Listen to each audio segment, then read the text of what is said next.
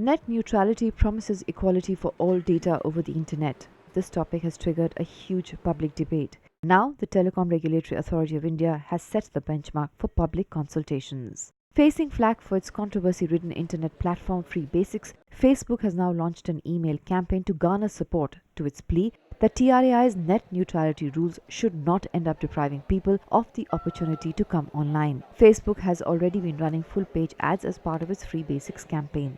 The new email campaign asks Facebook users to act to save the free internet access while stating that free access to basic internet services is in danger. TRAI is consulting public to firm up its recommendations over services that lead to difference in price of data or internet. The last date for submitting the comments is January the 7th. After these inputs are received and published, it may provide an opportunity for additional counter-comments before publishing its recommendations. Net neutrality means that the telecom operators should not discriminate between the sources of the content, price them differently, throttle them, and even if Trai is the one which decides whether they should be priced differently or not, it's still violating net neutrality. In fact, this directly contradicts the stand which NASSCOM took in April, where they said that no telecom operator should be allowed to accept money from internet services in order to zero rate their business.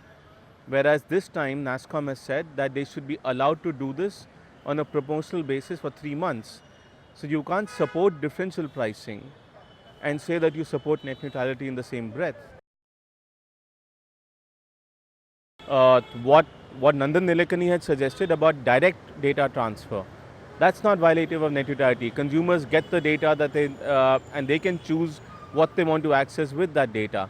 In comparison, NASSCOM is saying that you should zero rate specific government sites or those sites which the government feels are in public interest, and those will be available to consumers for free. Why do we need to make that discrimination? Why do we need to tell people what they can or cannot use access for free? Well, I do feel that some access is better than none, but it's important that some access be to everything. So, you can ration data, you can give 30 MB, you can give 100 MB, you can give 200 MB, and you can ration the data which you give. As long as people are allowed to access everything that they want.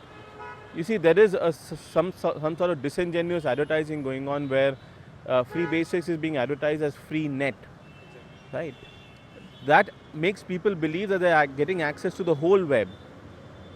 And they in turn get fooled into believing that just this collection of services is the internet. The TRAI should not allow differential pricing in terms of access to individual services. What they need to do is make sure that telecom operators don't play kingmaker, the regulator doesn't come in and play kingmaker. No entity should insert itself into the relationship that exists between a user and a website or a user and an app. You need to make sure that no one tells users what they can or cannot access. Powered by NNIS.